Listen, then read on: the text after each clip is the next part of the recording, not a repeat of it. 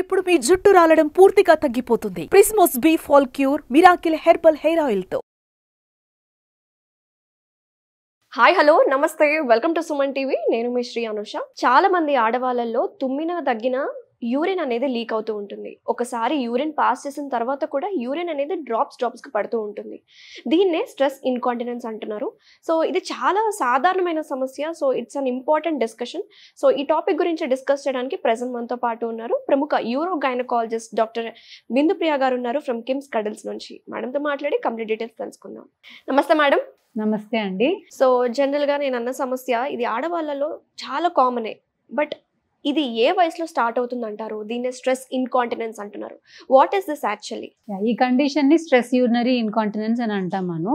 So ఇది బేసిక్గా ఏంటంటే పొట్ట పైన ప్రెషర్ పెరిగినప్పుడు సో యూరిన్ అనేది వాళ్ళకి కంట్రోల్ లేకుండా లీక్ అవడాన్ని స్ట్రెస్ ఇన్కాంటినెన్స్ అంటాం. సో ఇది దగ్గినప్పుడు కానీ, లేకపోతే తుమ్మినప్పుడు కానీ, గట్టిగా నవ్వినప్పుడు కానీ, ఇంకా మరీ సివియర్ కండిషన్స్లో ఏదైనా వెయిట్ లిఫ్ట్ చేసినప్పుడు, ఈవెన్ మరీ చాలా ఎక్స్ట్రీమ్ కండిషన్స్ అయితే ఈవెన్ వాళ్ళు కూర్చుని నిల్చున్నప్పుడు ఆ పొజిషన్ చేంజ్ వల్ల కూడా వాళ్ళకి తెలియకుండా యూరిన్ అనేది పడిపోతూ ఉంటుంది. ఇది బేసిక్గా పెల్విక్ ఫ్లోర్ మజిల్ అనేది వీక్ అయిపోయినందుకు ఈ కండిషన్ అనేది ఇట్ హ్యాపెన్స్ అనమాట.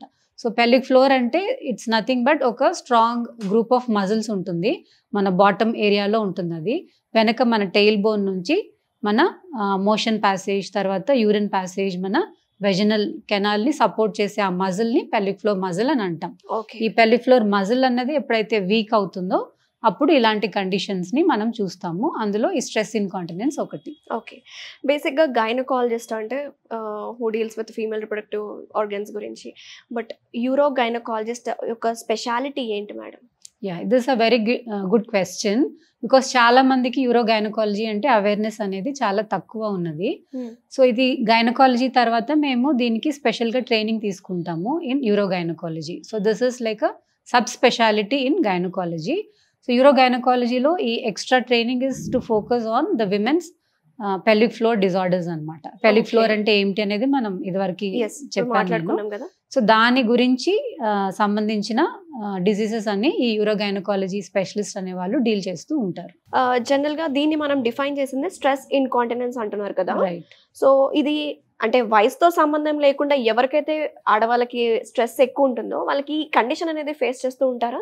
యూజువలీ కామన్ ఏజ్ గ్రూప్ అంటే ఈ ప్రాబ్లమ్స్ అంతా కూడా like elderly age group, like 40 years is like one risk factor. తర్వాత మెనోపాజ్ అంటే మన పీరియడ్స్ ఆగిపోయిన తర్వాత మజిల్స్ అనేది ఇంకా వీక్ అయినందుకు ఇలాంటి కండిషన్స్ కనపడుతూ ఉంటుంది. సో ఏజ్ పెరిగే కొద్దీ ఈ కండిషన్స్ని మనం అబ్జర్వ్ చేస్తాము.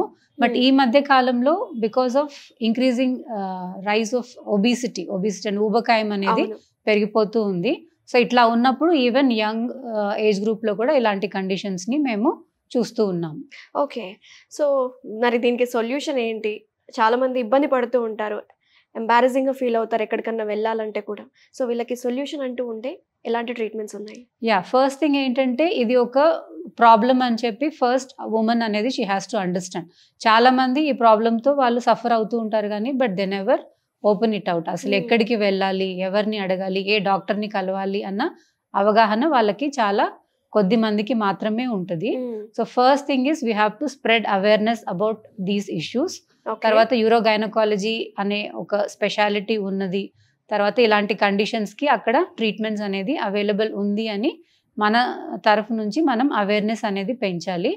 ట్రీట్మెంట్ ఆప్షన్స్కి వస్తే depending on the severity of the condition there are lot of treatment options available. అంటే సివియారిటీని ఎలా మనం కన్సిడర్ చేసుకోవాలంటారు? అది నేను చెప్పినట్టు ఇప్పుడు చాలా మందికి చాలా అంటే సివియర్ కాఫ్ కానీ లేకపోతే చాలా హెవీ ఎగ్జర్షన్లో కొద్ది అమౌంట్ లీక్ అవ్వచ్చు.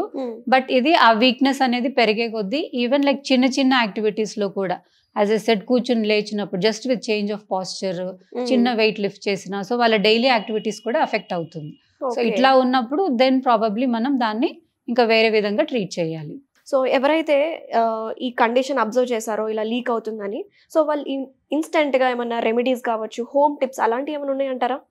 అంటే ఇన్స్టెంట్ రెమెడీస్ అని చెప్పలేము, but definitely having a healthy lifestyle అనేది మన ఓవరాల్ హెల్త్కి ఎలా అయితే ఇంపార్టెంటో ఈవెన్ మన పెల్విక్ ఫ్లోర్ హెల్త్కి కూడా ఈ హెల్దీ లైఫ్ స్టైల్ అనేది it plays a very important role.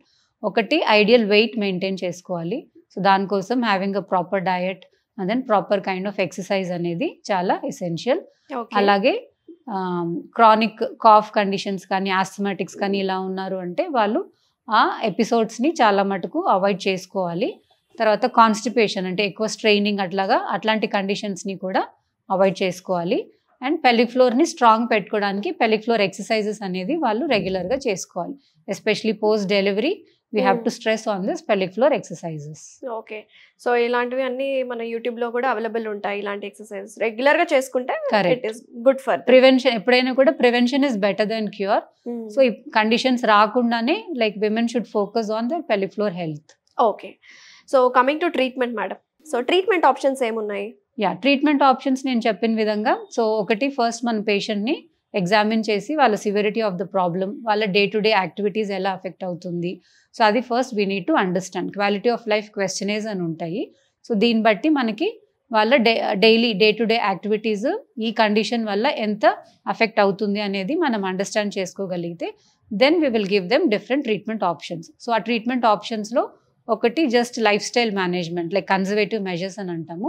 ఆ లైఫ్ స్టైల్ మేనేజ్మెంట్ దగ్గర నుంచి తర్వాత పెల్విక్ ఫ్లోర్ ఫిజియోథెరపీ. సో ఇలాంటి కండిషన్స్లో physiotherapy also plays a very important role, because ఇదంతా కూడా చాలా మటుకు మజిల్ వీక్నెస్కి సంబంధించిన ఇష్యూస్.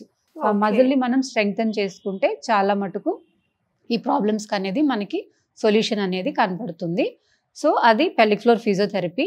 ఇంకా అడ్వాన్స్డ్ ప్రాబ్లం ఉంది, ఇంకా సివిరిటీ ఎక్కువగా ఉంది అంటే there are small surgical options also available. Okay. మరి దాని తర్వాత సైడ్ ఎఫెక్ట్స్ ఏమైనా ఉంటాయా? సర్జరీస్ అనగానే చాలా మంది చాలా అంటే భయాందోళనలకి గురవుతూ ఉంటారు. బట్ ఇది అంటే చాలా మేజర్ సర్జరీస్ అని కూడా నేను చెప్పలేను. సో ఇవంతా చాలా వరకు చూస్తే simple like day care surgeries అని అంటాం అనమాట. సో ఇప్పుడు with advance technology, with advanced techniques, so దీన్ని మనం సింపుల్గా డే కేర్ సర్జరీ లాగా కూడా చేయగలము. అంటే పేషెంట్ మార్నింగ్ అడ్మిట్ అయితే సర్జరీ చేసిన తర్వాత ఈవినింగ్ కల్లా వాళ్ళ ఇంటికి వెళ్ళిపోవచ్చు. పెద్ద పెద్ద కోతలు లాంటివి ఏమీ ఉండదు. These are like minimally invasive surgeries అన్నమాట. వెజనల్ రూట్ ద్వారా మనం ఈ సర్జరీస్ని చేయొచ్చు. Very nice madam, thank you so much. నమస్తే. నమస్తే.